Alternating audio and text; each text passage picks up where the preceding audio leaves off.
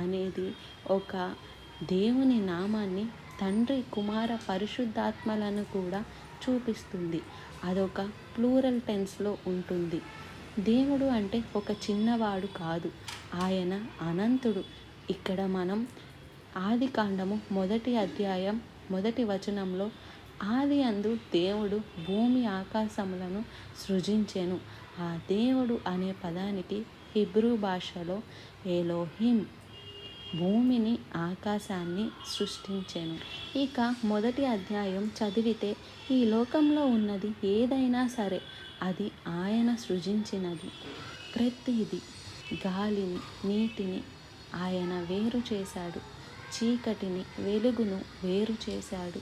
6వ దినాన మానవుడిని చేశాడు తన రూపంలో, తన ఆకారంలో. 26వ వచనంలో చూస్తే దేవుడు ఎలోహిం, మన